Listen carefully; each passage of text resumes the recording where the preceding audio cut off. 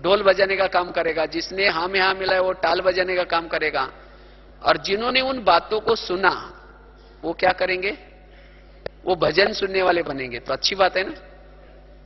तो जिस दिन आपके साथ ऐसा किसी ने किया तो बड़े शांति से मैं रह करके कहोगे, बाबा आज आपने बहुत अच्छी भजन मंडली भेजी, इन्होंने मेरा बहुत अच्छा भजन किया, आपका बहुत बहुत धन्यवाद।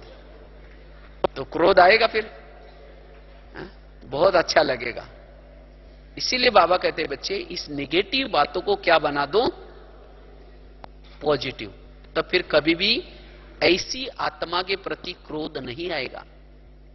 और इसीलिए बाबा ने कहा कि ओम शांति का मंत्र, इसको क्या करो? यंत्र बना दो। ओम शांति अर्थात उसके दो अर्थ होते। ओम शांति अर्थात मैं आत्मा शांत स्वरूप हूं, मैं शांति धाम की निवासी हूं, मैं शांति सागर की संतान हूं। और ओम शांति अर्थात उसको भूल जाओ। कहते ना ये इसको ओम शांति करो, अब पूरा हो गया ओम शांति क्लास, ओम शांति मतलब बंद करो। माना उस बातों का चिंतन न करना, इसको कहते ओम शांति करना, बिंदी लगाना। तो हमें होली तक क्या करना है? ओम शांति का मंत्र यंत्र के रूप में प्रयोग करना है। अगर ऐसी कोई घटना आती भी है तो मन को क्या करो? काम दो। हे मन, तुम्हें होली तक मेरी ऑर्डर के बिना कुछ भी सोचना नहीं है, तुम्हें शांति में रहना है। अगर कोई मुझे अपमान करता है, कोई कुछ बोलता है तो मुझे बोलता है, मैं आत्मा राजा को बोलता है, तुम तो मेरा मंत्री हो, तुम्हें कोई सोचने की जरूरत नहीं। अगर हमारा मन ओम शांति की स्थिति में रहेगा, असोच स्थिति में रहेगा, तो हमारी निराकारी स्थिति सहज रहेगी।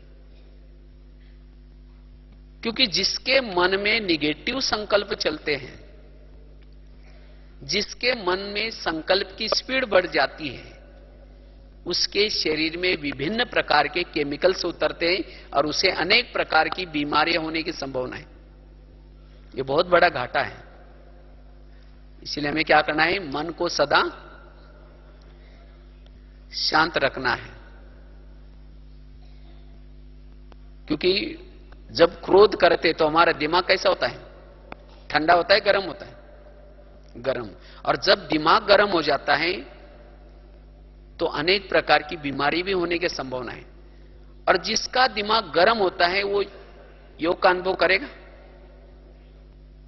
योग का भी अनुभव नहीं करेगा और अनेक प्रकार की बीमारी होगी। इसीलिए कहावत भी बने ना, जिसका पाँव गरम, पेट नरम, दिमाग ठंडा, उस घर में कोई डॉक्टर है, उसको मार दो डंडा। वहां डॉक्टर आने की कोई जरूरत नहीं है। लेकिन आजकल क्या होता है? पांव रहते ठंडे और दिमाग रहता है गरम। अगर दिमाग गरम रहता है, यह भी एक क्रोध का अंश है। इसीलिए कोई भी हालत में हमें दिमाग को गरम नहीं करना है, दिमाग को अपने सोमानों में स्थित करना है। इसलिए नेगेटिव बातों को क्या बनाना है? पॉजिटिव बनाना है। जितना पॉजिटिव में रहेंगे उतना क्रोध नहीं आएगा। तीसरी बात है, पहली बात बताई कार्मिक अकाउंट को बुद्धि में रखना है। आज जो मेरे साथ कोई व्यवहार करता है, चाहे मेरा सम्मान नहीं करता, मेरी बुराई सुनाता है औरों को, या मुझे अपने अंडर में रखने की कोशिश करता है, तो हो सकता है मैंने भी कभी पिछले कोई ना कोई जन्मों में इसको अंडर में रखा होगा और इसलिए वो मेरा हिसाब किताब ले रहा है। इस संसार की हर घटना मेरे ही कर्मों की प्रतिक्रिया है। तो जो इस कार्मिक अकाउंट को बुद्धि में रखता है उसको क्रोध नहीं आएगा। और दूसरी बात बताई, निगेटिव बातों को क्या बना दो? पॉजिटिव। तीसरी बात है, आज जो हमें गुस्सा आता है या क्रोध आता है, उसका निवारण कैसे करें? और उसके लिए निरहंकारी स्थिति हो। क्योंकि अभिमान में रहने वालों को गुस्सा आता है इसीलिए बाबा कहते बच्चे निरहंकारी, जितना निरहंकारी बनेंगे उतना गुस्सा नहीं आएगा। इसीलिए सदा हमें क्या करना है, निरहंकारी स्थिति में रहना है। क्योंकि मैंपन एक प्रकार का, मैंपन एक प्रकार की पूछ है, और जिसको इस मैंपन की पूछ होगी उसको लगेगा मुझे पूछा नहीं, मुझे इसने सम्मान नहीं दिया, मुझे ऐसा नहीं किया, फिर गुस्सा आएगा। इसीलिए निरहंकारी हमारी स्थिति हो। निरहंकारी वाला मान अपमान निंदा स्थिति में भी कैसा रहेगा, समान रहेगा। इसीलिए निरहंकारी स्थिति से ही हम क्रोध के ऊपर जीत प्राप्त कर सकते हैं। चौथी बात है ध्येयाभिमानी स्थिति। जितनी हमारी ध्येयाभिमानी स्थिति होगी, आज कोई क्रोध की फीलिंग, अपमान की फीलिंग, ये किसको होती है, ध्येयाभिमान वालों को होती है। तो ये भी मेरा एक ध्येयाभिमान है। अगर मुझे क्रोध आता है इसका मतलब मेरे अंदर ध्येयाभिमान छिपा हुआ है।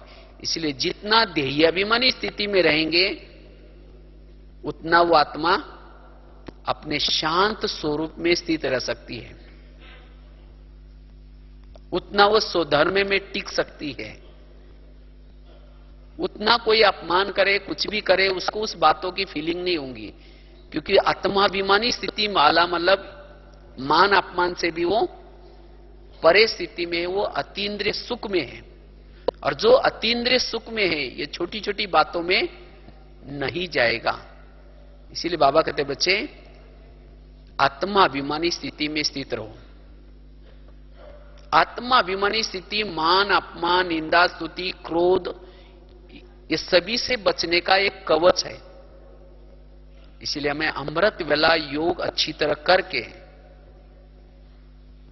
क्लास के पहले अच्छी तरह योग करके, मुरली को अच्छी तरह सुन करके, ये आत्माभिमानी स्थिति का कवच पहन करके कर्म क्षेत्र पर उतरना है। और जिसके पास ये आत्माभिमानी स्थिति का कवच होगा उतना मान अपमान निंदा स्तुति के इन बातों का असर कुछ भी नहीं पड़ेगा। इसलिए हमें आत्माभिमानी स्थिति का कवच पहन करके क्या करना है, जाना है। तो इस तरह से ये क्रोध के कुछ लक्षण है जो आपको सुनाया। अपशब्द बोलना, अशुभ भावना रखना, किसी को बड़ों को शिकायत करना, अगर ये कुछ लक्षण है, अगर ये लक्षण आपके अंदर है तो समझो कि हमारे अंदर ये क्रोध छिपा हुआ है। अगर क्रोध छिपा हुआ है तो वही क्रोध व्यवहार के रूप में दिखाई पड़ता है, क्योंकि क्रोध तो प्रत्यक्ष दिखाई पड़ता है। लोग कहेंगे इनका आपस में व्यवहार ठीक नहीं है, और ये कहते हैं भगवान आए हैं, तो बाबा की प्रत्यक्षता कैसी होगी। इसीलिए हमें क्या करना है, अपने पर भी उपकार करना है, ग्लानि करने वालों को भी क्या करना है, गले लगाना है, तब जाकर के हम बाबा की प्रत्यक्षता कर सकेंगे। और तब जाकर के निरंतर योगी बन सकेंगे। नहीं तो अगर हमारे अंदर अशुभ भावना होगी तो ये अशुभ भावना जाएगी, उसका भी बुरा करेगी, वापस घूम करके आपका भी बुरा करेगी।